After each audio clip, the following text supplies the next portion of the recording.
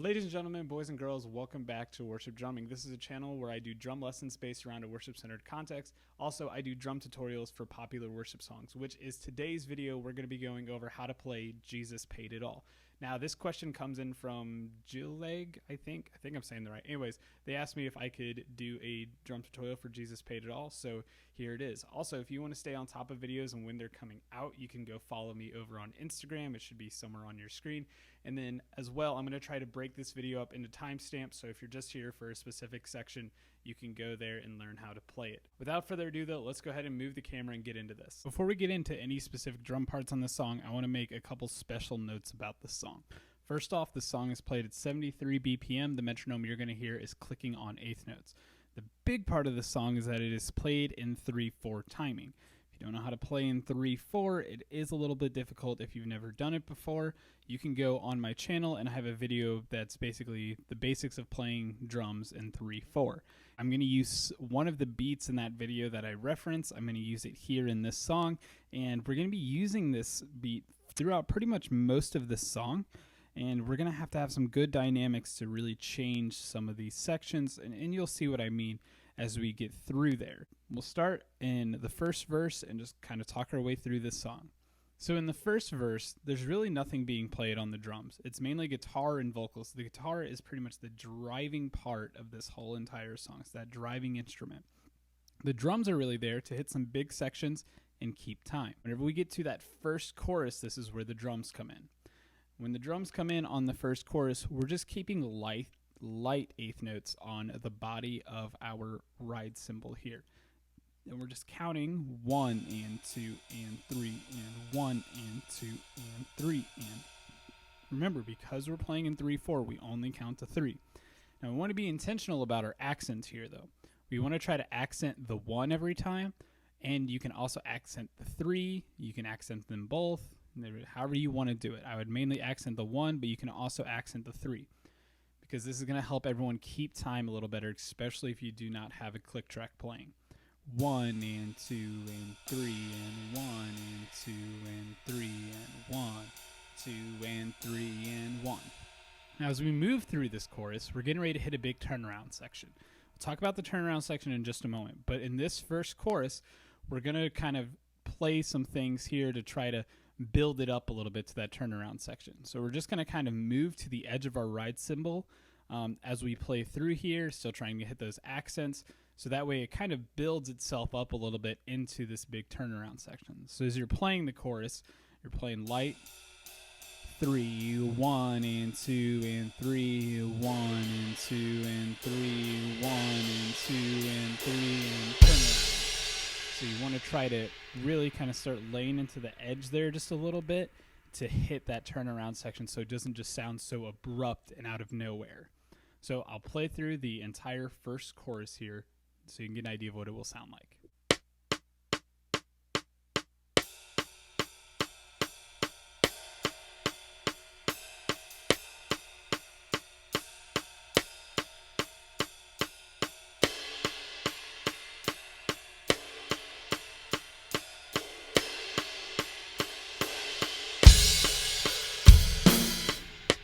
We're going to kind of be doing the same thing that we just did for chorus 3, but we'll talk about that as we get there. Let's talk about all of the turnaround parts now. All the turnaround parts basically have the exact same drum beat in them. With these turnaround parts, we're going to start off the turnaround with hitting this big crash on 1. We're hitting the crash, the ride, and the kick drum all on 1. So that's going to be our 1. Then, as we play through the rest of this, we are going to be playing a 2-bar phrase. And really, there's only 1 note difference in this 2-bar phrase. So let's talk about the things that are consistent before we talk about that 1 note difference there. The thing that's going to stay consistent is the hi-hat is played a washy hi-hat. I just have mine all the way open, and I'm playing it on eighth notes. 1 and 2 and 3 and 1 and 2 and 3. And that's staying consistent throughout all of this entire turnaround section. The snare drum falls on 3 every single time. That's staying consistent through this whole turnaround section. So we have 1 and 2 and 3 and 1 and 2 and 3 and 1 and 2 and 3 and 1 and 2 and 3. Where things change is when the kick drum comes in. It's going to change from bar to bar. Starting with the first bar, the kick drum's going to fall on the 1, the and of 2, and the and of 3. So the 1, the and of 2, and the and of 3. First bar sounds like this. 1 and 2 and 3 ands. 1 and 2 and 3. Last time slow. 1 and 2 and 3.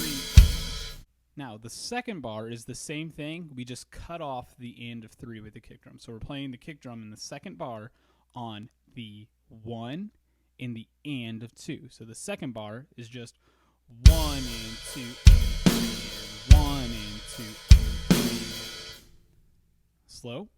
1 and 2 and 3 and 1 and 2 and 3. If you combine both of them together really slow, it would be like this.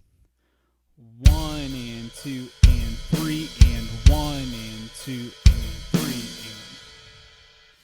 One more time. 1 and 2 and 3 and 1 and 2 and 3 and. Now I'll go ahead and play the turnaround section for you with the metronome.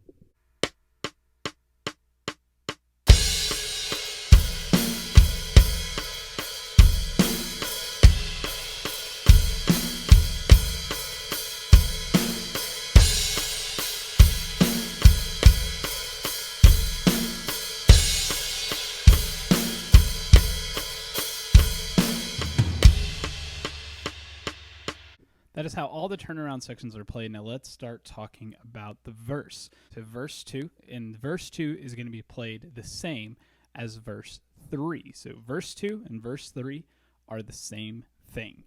Now whenever we play these verses, we're going to kind of keep what we just did a little bit. We're going to make a few modifications. So we're going to keep the hi-hat still on eighth notes. This is only one bar. And it's a closed hi-hat now. So now we just have 1 and 2 and 3 and. Then we have the kick drum falling on beat 1 and the and of 2. So the kick drum, we have 1 and 2 and 3 and. 1 and 2 and 3 and. Last time slow. 1 and 2 and 3 and. Then we have the snare drum coming in on the of 1 and on beat 3. So everything together sounds like this. 1 and a 2 and 3 and. 1 and a 2 and 3 and. Last time slow. 1 and a 2 and 3 and. And whenever we're playing these verses, we want to try to keep this down low and just kind of keeping time. We're not trying to cut through and make ourselves known. We're just keeping time, keeping kind of down low, because we're going to play the same thing in chorus 2, and I'll talk about that in just a moment. So kind of keep it light because we're going to need some dynamic for whenever we hit chorus 2. So this is verses 2 and 3 played with the metronome.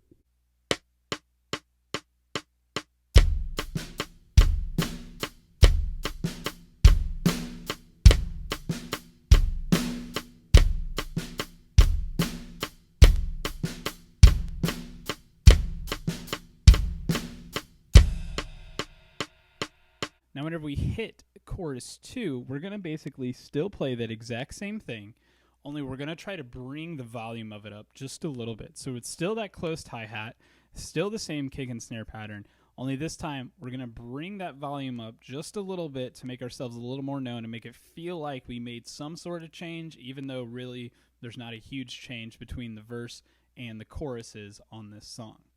So I'll kind of show you how I'm going to make that dynamic change, but this is going to be going from verse 2 into chorus 2.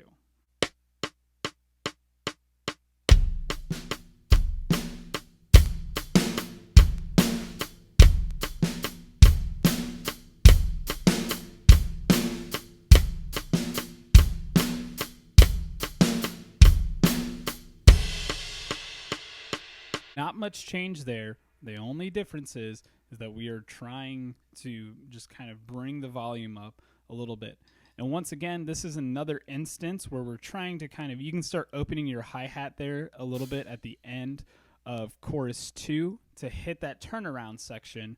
That's going to be the same thing we did earlier. So as you go through chorus 2, you can just open those hi-hats up slightly as you move through it, so that way you can hit the turnaround section really big. Let me show you what that would sound like.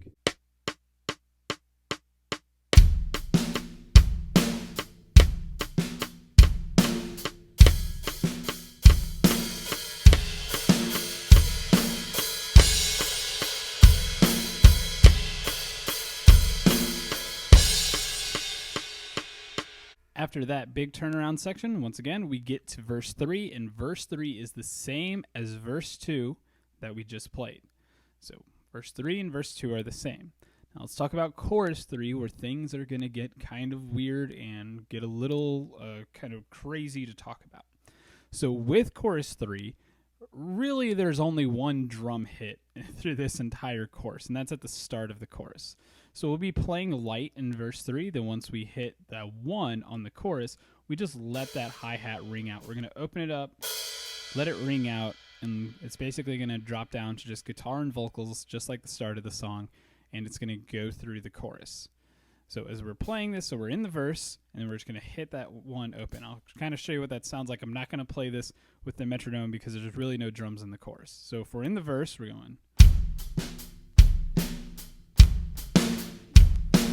Jesus paid it. I know I can't sing, but anyways, whenever you do that, you're just hitting that open, and it's going to hit that chorus, and you're just letting it ring out, and once it dies out, and that's the only hit you're really playing in this chorus. Then there's a tag section of this chorus where basically it's going to repeat Sin had left a crimson stain, and then there's going to be like kind of a second tag where it starts repeating he washed it white as snow.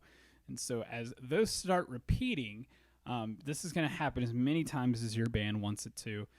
So you're just kind of trying to play with the band as to how things are going to start building up here. If you want to play some notes on the ride cymbal as you go through that part on those repeats, you can to help keep some time. But other than that, I'm not going to really tell you how to do that. That's going to be something you kind of just have to figure out and communicate with your band because everyone's going to do that part different. Let's start talking about the ending of the song now, my favorite part of this song. Not just because the drums, because the lyrics of this part are really good. And so we'll get through this part here, and this is basically the bridge section.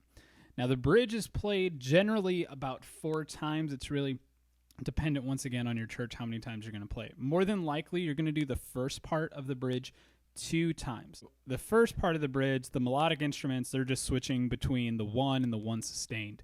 And so as that's happening, the first 2 times on the bridge, we're just going to be playing a build through those first 2 times on the bridge. So the first time of the bridge that we're playing a build is between the snare, the floor tom, and the kick drum. We're just playing 8th notes like this. 1 and 2 and 3 and 1 and 2 and 3 and 1. Hear me accenting that 1 and 3 to help things keep time.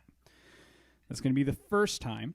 The second time, once again, everyone's still playing the 1 and the 1 sustained. We're still trying to build it up here. The second time you go through the bridge, you're going to move your right hand off the floor tom up to the ride cymbal to add a little more energy as we start playing through this part. So this is still the same thing, trying to keep those accents on 1 and 3. 1 and 2 and 3 and 1 and 2 and 3 and 1. So I'm going to play those 2 with the metronome, and then we'll get into sort of this awesome fill that's played that's really short, and then we'll talk about how the song kind of ends on this really big section.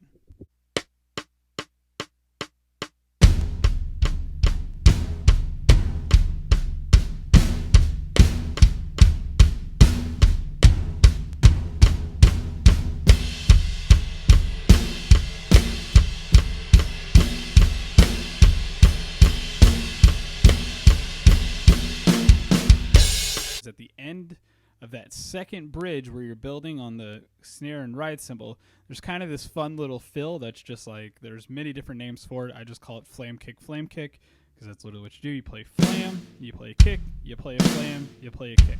This is sort of weird because usually you would do this on like 4 E and but we're doing this on 3. So now it's 3 E and So it is 16th notes. So on beat 3 we hit a flam. A flam is just playing offset notes. The leading dominant hand will hit first and kind of be the more poppy note.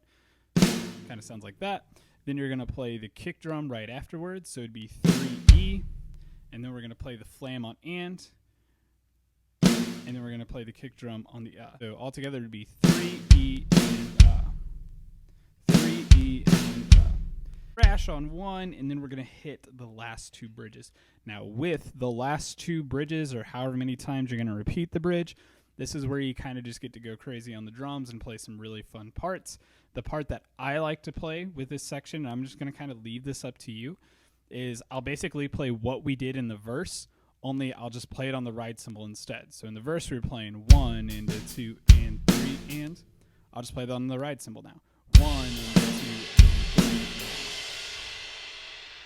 You can add some more kicks in there. You can add some more snares in there. You can play eighth notes on your kick to really drive it, however you want to do it. But I'm going to show you kind of how I would do it. I'm going to play that last bridge, play the fill, and then hit 2 bridges just playing really big.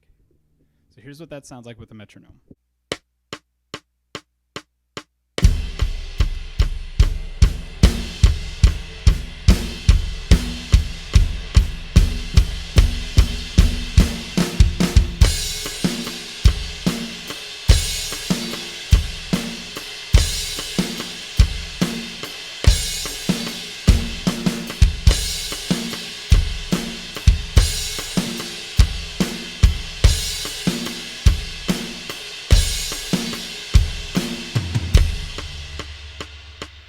Now for the ending of the song, that's just going to kind of repeat however many times your band decides, and you can kind of just do what's called I think it's called a decrescendo. I know we had a whole talk about this at church once. A descendo is what I called it, and everyone made fun of me. But anyways, as you play that, you're just going to kind of slowly fade out of what you're playing, and then you're just going to kind of drop down to just some ride cymbal, and then eventually you'll kind of just fade out. Once again, this is something that you're going to just have to communicate with your band on how to play this section of the song as the way you're going to end it.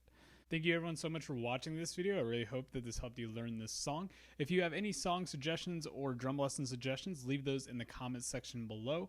Also, if you're interested in more content like this in the future, please subscribe and leave a thumbs up if you learned something new. Thank you guys, and I'll see you in the next video.